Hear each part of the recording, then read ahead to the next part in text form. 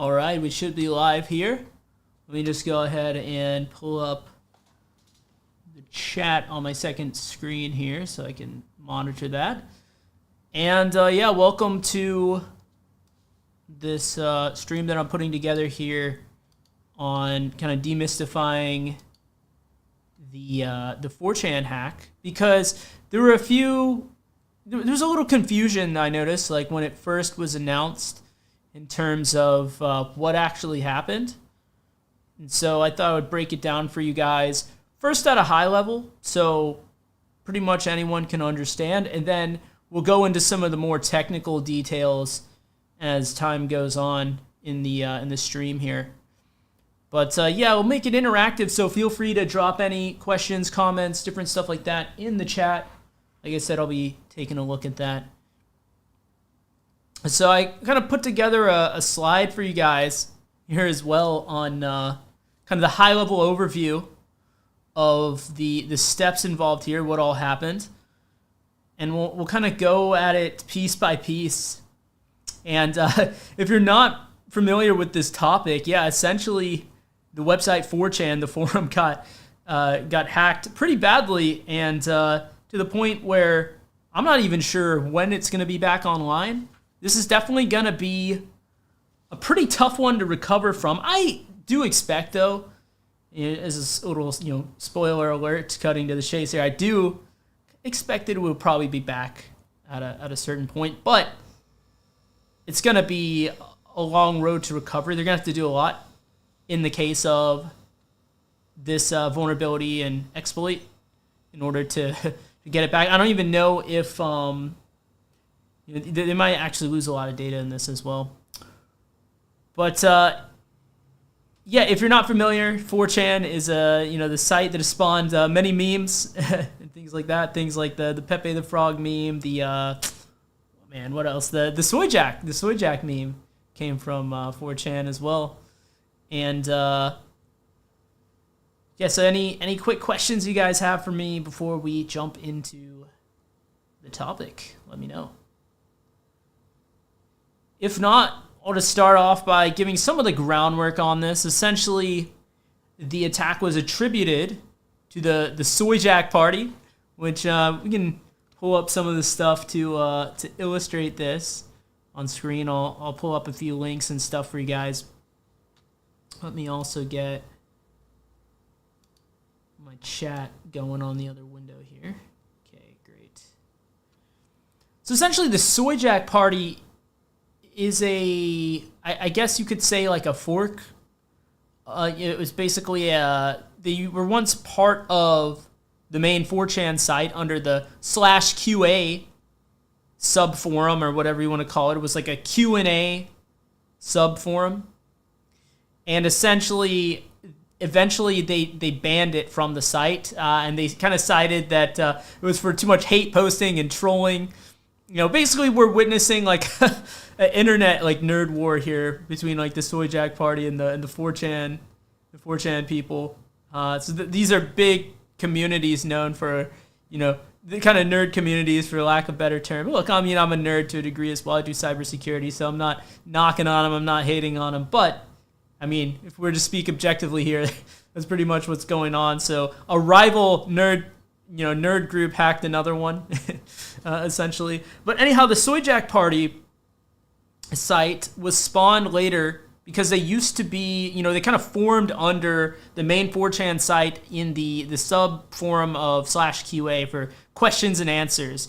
And in 2021, they branched off to their own, competitor forum or whatever you want to say. And yeah, they were kind of salty, I guess. They got deleted off of the main 4chan site.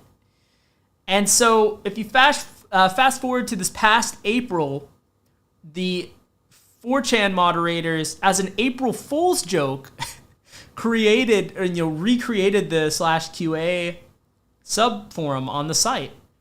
But then they're like, oh, just kidding, it's an April Fool's joke, we trolled you or whatever. So it turns out, though, that some people or some person from the Soy Jack party site had already breached 4chan a year ago and has just been sitting in their server with full access to their server for over a year. So when they saw that, a few days later, I think it was on April 14th, they executed, or they basically, used the access they already had to revive the /QA forum to say, no, joke's on you. We already compromised your site and we're back in and all this stuff, right? Like I said, a lot of nerding going on here. But yeah, that's basically what happened. So they had already breached the site at least a year prior, and then they used that access to not only bring back the /QA forum for a time, but also to do a bunch of other stuff like leaking the emails and IPs of the janitor accounts. And essentially the janitor accounts, as they're called, on 4chan are basically like low-level admins or whatever. And that basically work for free for moderating 4chan. And they also leaked the source code of 4chan itself. So that is kind of the non-technical summary of what happened. And if you guys have any questions or anything you want me to go into further, of course, let me know in the chat. And I noticed I have my chat on top chat. Let me set it to live chat just so I can see all the comments as they come in case you guys have anything there. And I'll seek to address it. So let's kind of step through this now and talk more about the actual, the security side. And again, I'm going to start very much as layman's terms as I can be with this, so that even like people that are new to cybersecurity, new to, tech and stuff like that can have an understanding. And then we'll go a little bit more into the finer details if you guys want to stick around for that later on in this stream here. I'm not sure how long this is going to take. I don't imagine this is going to be too long of a stream unless you guys have a lot of questions. So no timeline on this. I guess you guys will know like when the recording's up, obviously. But yeah, we'll just kind of go off of the flow here and based on questions and things like that. So the first thing is that the hack originally, when it was when this was talked about, there was a lot of confusion and even some misinformation about what was the actual issue that was exploited. What was the security issue that was kind of in question at first? Now, originally, people said that it involved SQL injection, which is a type of attack that is basically exploiting code that's using a database. Basically, the code using the database is insecure. That was the original idea. People thought was how the Soyjack party was able to hack the 4chan site. But it turns out that was not the case. So a lot of content creators that rushed to put videos out for this actually went in and they talked a bunch about the SQL injection attack, but that was not actually the main thing that happened. That was not really the main thing there. Now, based on the version of PHP that was running and the leaks of the source code and stuff, it looks like that vulnerability, that security issue was definitely present. Although, from the research that I've done, it looks like the actual initial breach of the 4chan site was actually through a malicious PDF. And I'm going to say PDF for now. Technically, it was a PostScript file, but let's keep things simple for now. So let's just say a maliciously crafted PDF, okay? Just so we can keep things in a simple to understand way. The main issue, and there's a lot of issues with 4chan as a website from a security perspective. The main thing is that all the technology that it's using is very outdated. And so what happens with security is that, the hackers, people are always finding security flaws in software, right? They never sleep to that end. And so anytime you have old software, there's a high chance that will have certain security issues associated with it. Now, we refer to security issues as vulnerabilities. So anytime you hear me say vulnerability, just think security issue. And now there's a lot of places that you can go on the internet to find known vulnerabilities for a particular piece of technology with a specific version of that software as well. The most common one, the industry standard one, is known as the CVE. So if I go to like the MITRE CVE website here, I can search up different, various CVEs, and I can get information associated with that. I can also search for specific pieces of technology. So they were using something called Ghostscript, and that had some known security issues with it. Now, when it came to Ghostscript, they were using a version that came out in 2012. That's a long time ago to begin with, but in the technology space, that's ancient. That's like the dinosaur age, right?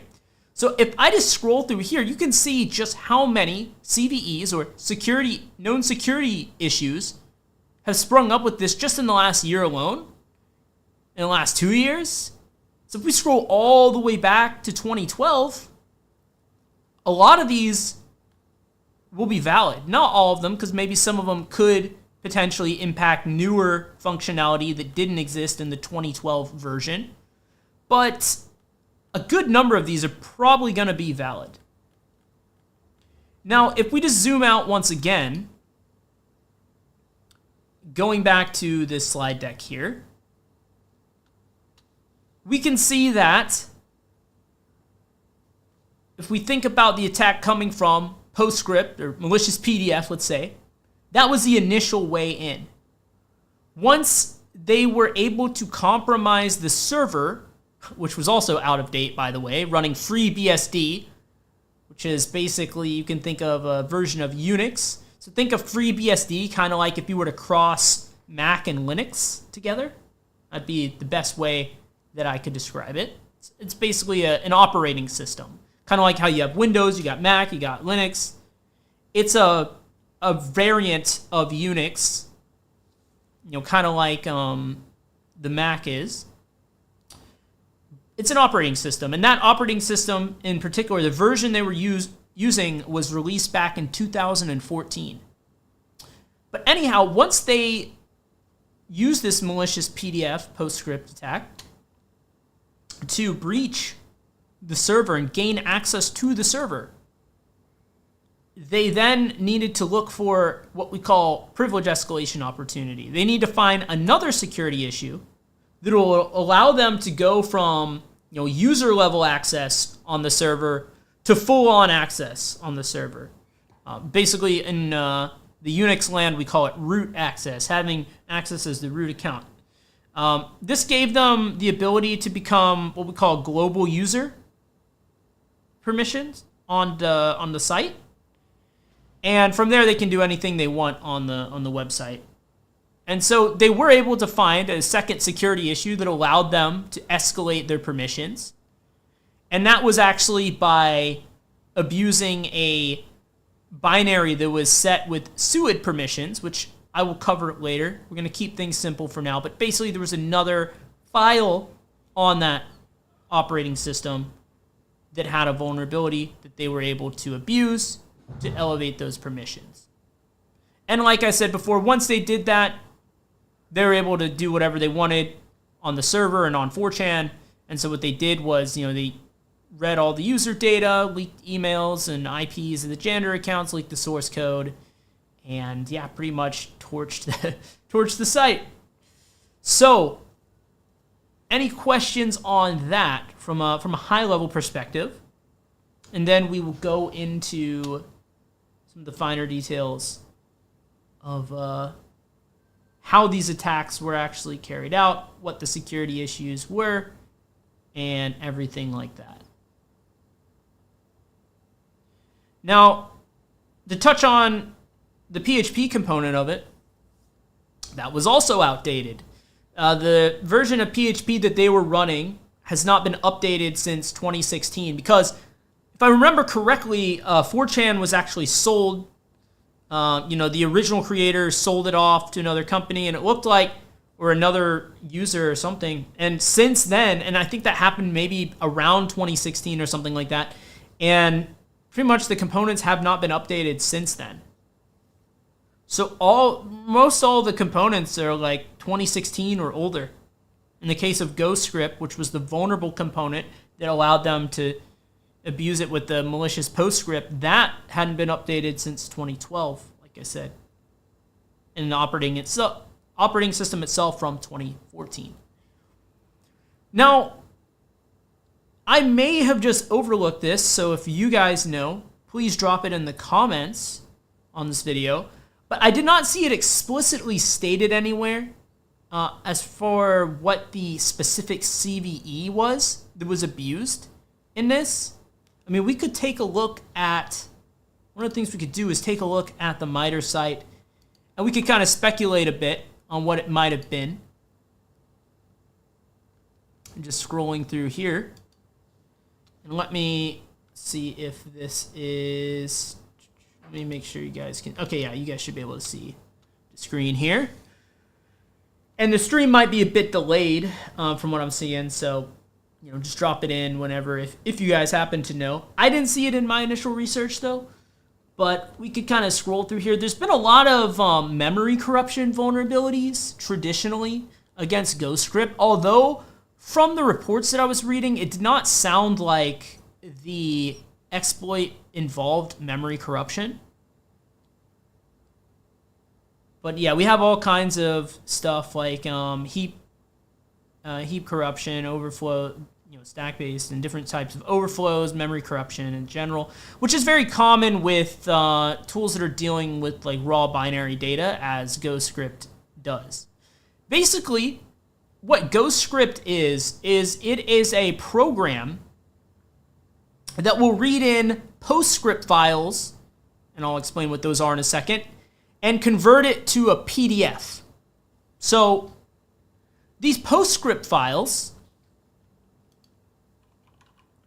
are just flat files. They're just text files. Maybe we can find like PostScript tutorial, and I can just show you like what it looks like. It looks like just like a general scripting language. Maybe I'll just pull up this PDF here, and we can just scan through just to show you what PostScript looks like. You see it a lot with like used by printers. You can use it to actually like print stuff off as well. Just kind of scrolling through here. Yeah, here we go. Here's an example. Let me scroll up a little bit. So you can give it code, like say new path, give it like coordinates, say move here, move to, right, line to, stroke, stuff like that, and you can get it to draw stuff into the PDF. So it's taking in this, this human readable code, and it's actually Ghostscript itself is an interpreter. So if you guys are familiar with the Python programming language, that's an interpreted language. So we type Python in a very human readable syntax that we know is Python, and it actually is executed line by line in an interpreter. So eventually that Python becomes binary data, okay? And if you know anything about PDF files are binary data as well.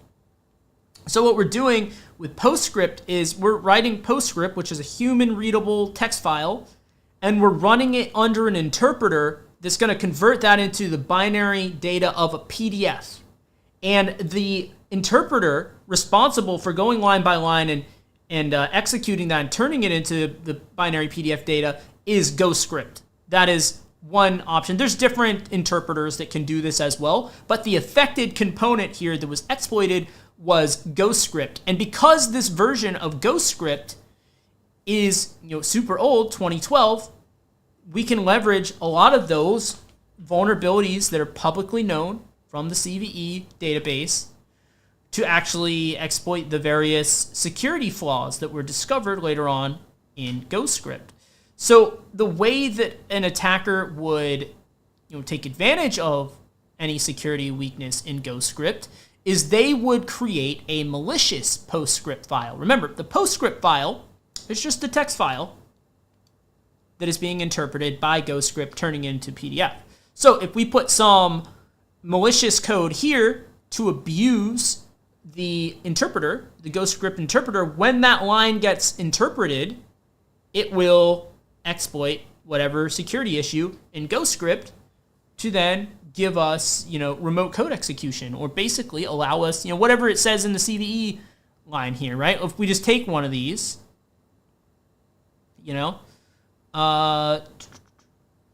there's some denial of service and different stuff. Let's scroll back a little bit more here. And we'll just take one, for example, one that looked kind of interesting, like it could potentially be the flaw, though I'm not sure, was this one here when I was looking earlier. This one sounded kind of interesting. The PostScript interpreter in Ghostscript 9.18 and 9.20 allows remote attackers to execute arbitrary code via crafted user params.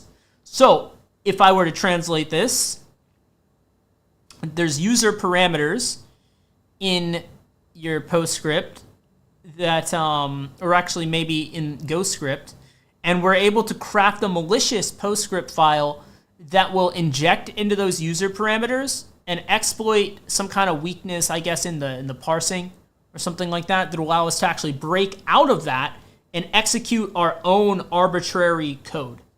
And so our own arbitrary code could be to give us a reverse shell or, access to that system. And also because this is like a FreeBSD machine, probably doesn't have like a bunch of sophisticated antivirus or EDR kind of stuff like that on it. And this is like just a site hosted on the internet, by kind of fan-made, right? Not by like a massive company that's going to have all these alerts and like a SOC and all this stuff, right?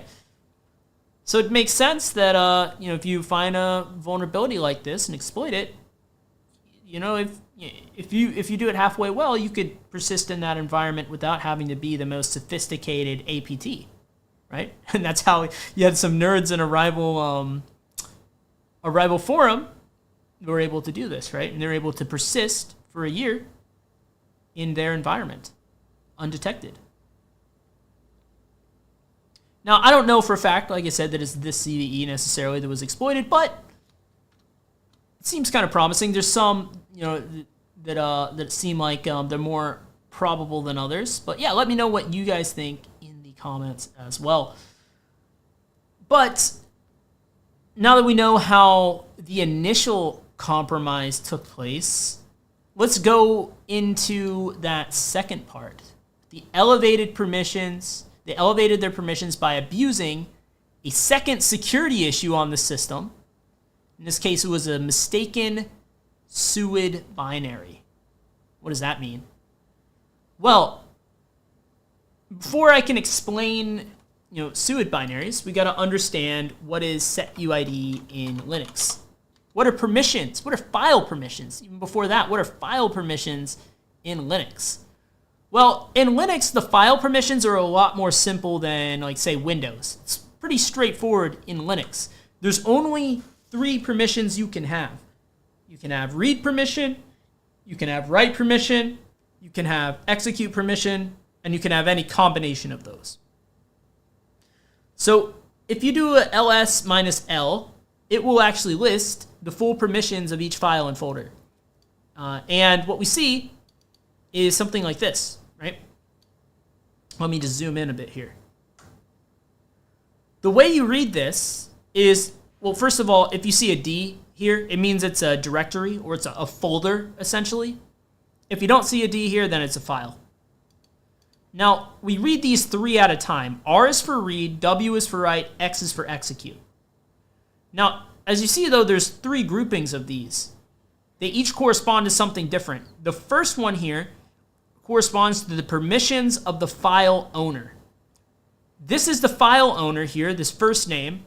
The second name is the group owner. So this is owned by the username root, and this is owned by the group root as well.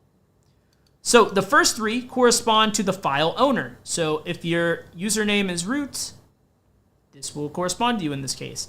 They have read, execute, write, execute, and executable execute. So they have full permissions on the folder. The next 3 correspond to the permissions of the group. So the group, so anyone in the root group will have, once again, readable, writable, and execution full permissions on the folder in this case. The third set of permissions corresponds to everyone else. So if you're not the root user and you're not in the root group, this would apply to you. Readable dash executable. The dash means no permission, so there's no write permission. So if you're anyone else, you can read and you can execute. In this example here, this is not corresponding to the 4chan hack. I'm just using this to explain permissions because it's important to understand that before we can go into what was the security flaw that allowed them to then elevate their permissions to full access. So in this example, right, anyone else just readable, executable, cannot write to it. And then, similarly here, this one, just to do the exercise one more time, the root user has readable, writable, executable. Anyone in the root group, also readable, writable, executable, and no permissions for everyone else. That's how you would read those. So, with that out of the way, there's also another bit that you could have set in front of this. This is something known as the sticky bit, if we call it. So you might see an S here. That will be set UID. Now what set UID is first of all, what a UID is a user ID. And if a program has an S in front of it, has the sticky bit set UID, what it means is that anytime the file is executed, execute that as the file owner. Execute that with permissions of the file owner. Now, that can lead to some interesting, security situations. Certain files, when they have that permission, are actually open. It actually opens them up to having a security issue that you can then exploit to escalate your privileges. Now, there's certain files that have that permission that need to have that permission in order to function properly. One that comes to mind is the password command in Linux to reset your password. That has to run with root privileges. Otherwise, it wouldn't have permission to actually do what it needs to do. So just because something has that doesn't mean that it is vulnerable, that there's a security issue there, but certain programs, especially if they don't drop the permissions afterwards, are vulnerable to potentially privilege escalation exploit, meaning that you can abuse it to elevate your privileges. Let's see, we got something in the chat here. 4chan is a place of full magic. Are we going to see more of the /simulator videos like /40kg from Go Eat a Towel? We lost something big. I hope we find a replacement for 4chan or 4chan somehow comes back. Look, let me just say this. I have never known trolls to get, banned or let's say wiped off the internet and not come back. Let's be honest, right? There's shortages of many things right now. In this job market, many people are saying there's a shortage of jobs, and they're complaining about that. But one thing I've never heard anyone complain about on the internet is a shortage of trolls. So let's calm down. I think we'll be okay here. I think we'll be okay. I think we haven't seen the last of it. My prediction is either they're going to rebuild a new site, maybe even call it something else, or it's just going to come back as 4chan.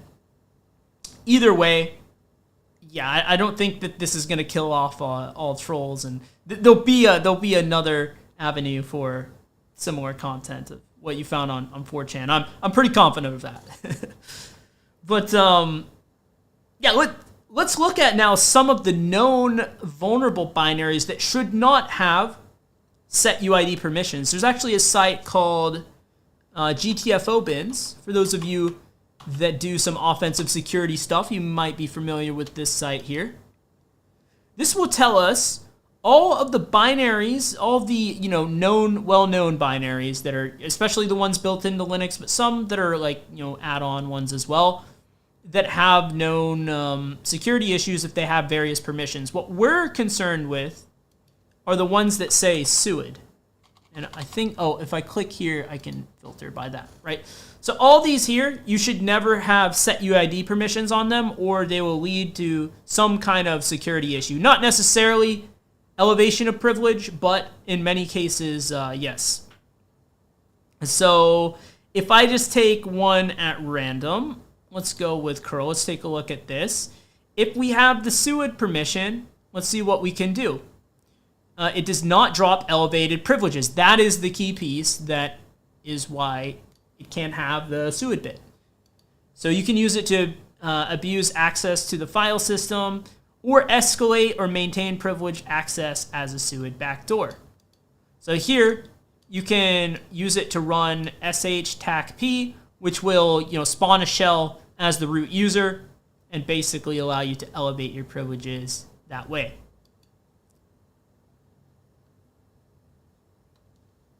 So it was one of these known binaries that shouldn't have the SUID bit, had the SUID bit on the FreeBSD system.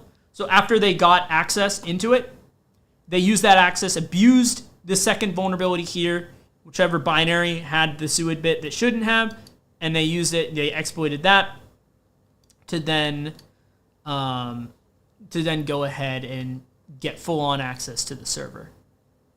So in the case of these here, like if you literally just run these commands that it's showing here, you will go from user level access to full-on root access, full access on a Unix system. So that was how the second piece was achieved here. And honestly, once you have root access on a server, I mean, the server is your oyster, essentially. You can do whatever you want. And from there, it was just a matter of what do they want to do.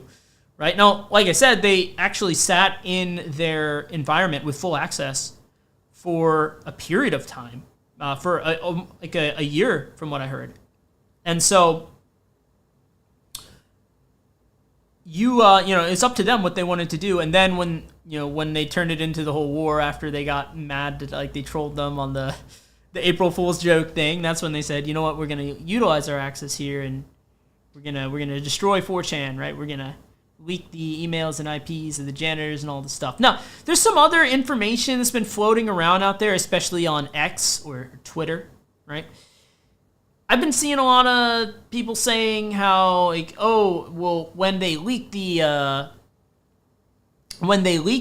emails of the janitor accounts, it's appalling how many .edu and .gov addresses it is, and there's this conspiracy that it was run by the feds and this and that. I don't think anyone knows definitively, but what I will say is that I saw some counter evidence to that as well, and it seems a bit skeptical that that's actually true. According to some people that looked at the leaks that saw the list of the email addresses, they reported that there was only maybe 2 .edu addresses in there and no .gov addresses. Now, also, we got to factor in that you could be working for the government or for a university or something like that and not be stupid enough to use your work email to sign up, right? So who really knows? But what I will say is that if we take that at face value, right, when they said, oh, there were so many edu and .gov email addresses in here, do you really think that if it was a government operation that they would be like, hey guys, use your work email with the .gov address to register your account as a, when you do the admin stuff. I would think that if it was a government operation, it would probably be done without using their .gov email address. But apparently there were no .gov email addresses according to some people. Others say there were, so I don't really know. But yeah, I would be a bit skeptical of that claim from what I've seen. And they leaked their source code as well, so they had a lot of customized things and stuff. One of the main issues, right, is that everything was so outdated, and one of the challenges with software is a lot of things depend on each other. So it's not like you can just upgrade everything to the latest and greatest. You have to think about compatibility and what's compatible with what. And once you let your software get so outdated to the degree that they did, right? It's like we're talking a decade plus years old.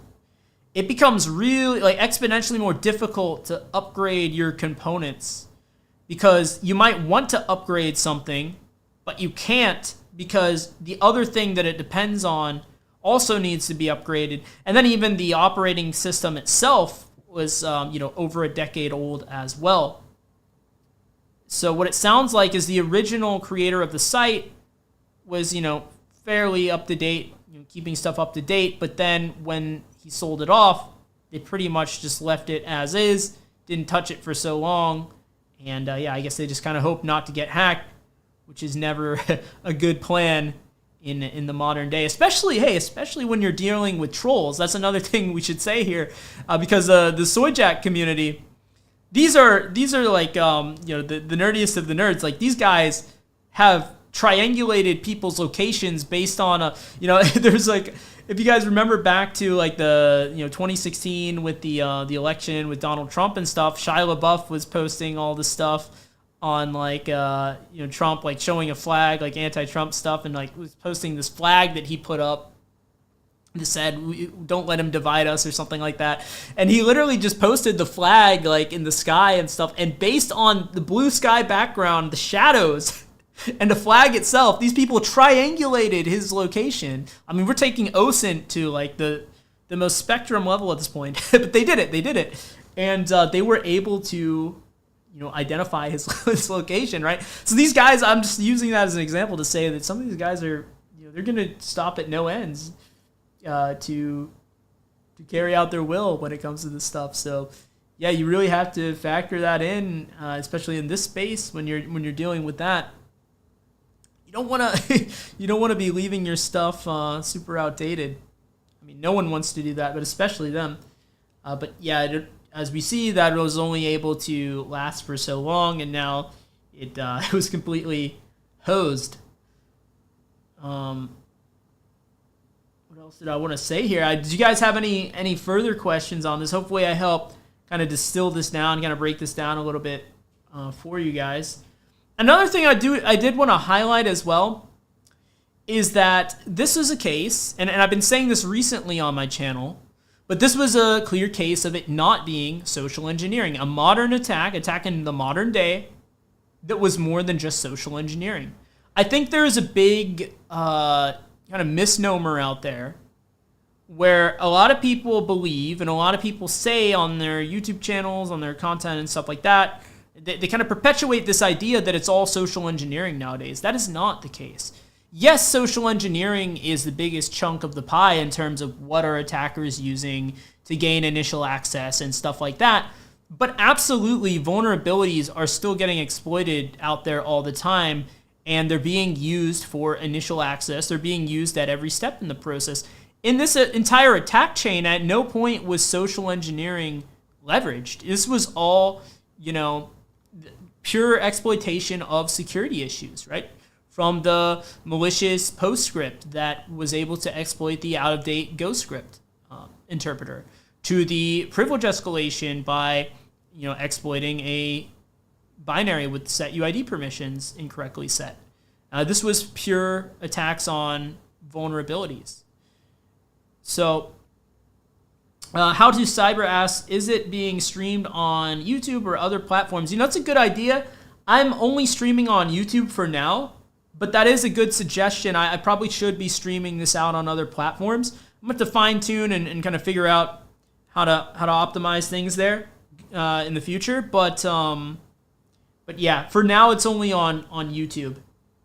But yeah, I should expand out for sure.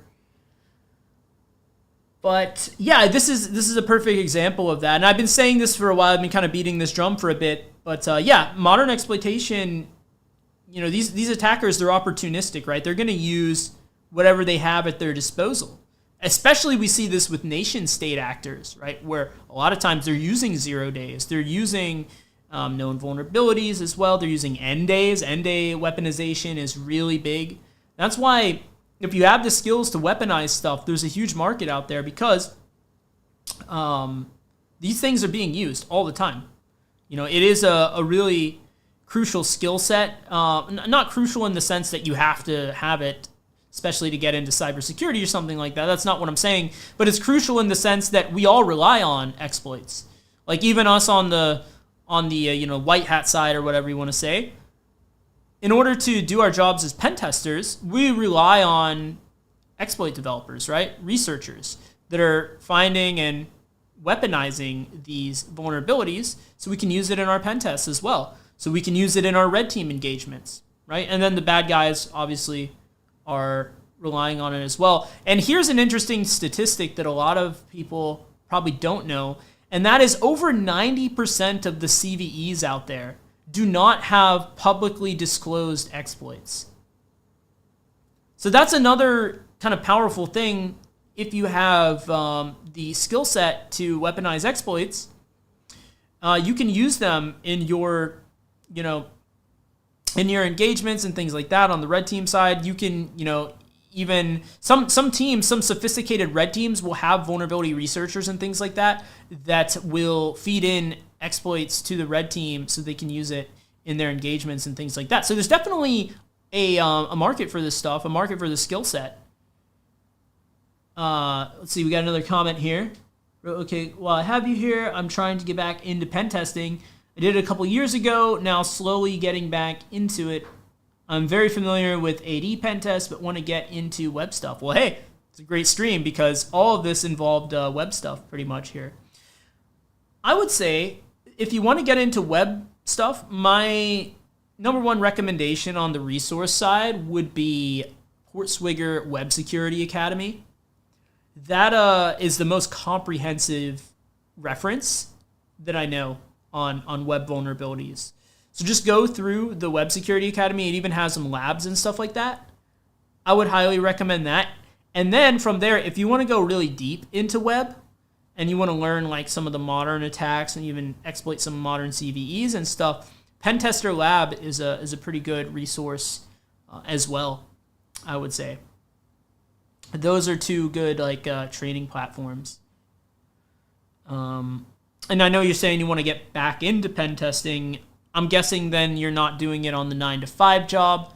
If you want to get a job in the field, though, I would recommend to look for ways to get experience. That's the number one thing in the job market right now. But yeah, just learning the skill set, you could totally do that with Portswigger Web Security Academy, and then plus Pen Tester Lab if you want to go more in the advanced section of that. And one really cool thing that you can do as well is you can scour GitHub and download projects and stuff like that, and just go at it and exploit the apps. Because one of the things that I've started to realize in the last few years as I've been diving into this stuff is that, look, as pen testers, like especially because I always work for a company doing pen testing, I was always exposed to a lot more secure code than is generally what's being written out there, right? If you think about, because I always work for Fortune 500 companies, U.S. government, stuff like that, even that's not as secure as a lot of people think, but that code is a lot more secure than, let's say, 95% of code out there on the internet. Most code is written with zero security in mind because it's just not taught to developers, unfortunately. And, I think it's getting a little bit worse with AI, to be honest, because AI will suggest ways to do things that are not always secure. It's just because it's the most common answer or whatever. And because AI is learning from the internet as well. And so especially if the developers, as they lean more into AI, they have less understanding of their code base, they have less understanding of programming in general, I think we're going to see an influx of even more vulnerabilities, and they're going to have a harder time fixing the code base as they don't really understand it. Always the upside of you as a attacker, as a white hat attacker, whatever, is the way we gain leverage over these apps is we understand the apps better than the person that created the app. We understand the system better than the people that built it, and that is how we're able to basically have it do our bidding. So that's something that I always found cool about offensive security in general. Actually work as a senior engineer doing AppSec from SSDLC perspective, DevSecOps. Okay. Also part of an internal red team. Oh, grow skills. Okay, yeah, awesome. Yeah, then I would definitely recommend what I said there is just go through those 2 resources, and yeah, you'll be just fine.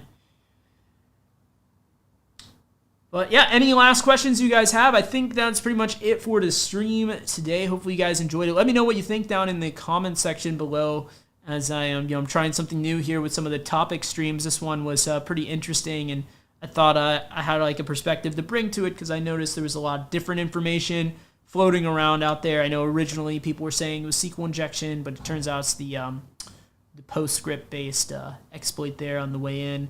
And yeah, an interesting topic too. Like, everyone knows 4chan, right? So yeah, all right guys, well, I'll see you guys in the next one.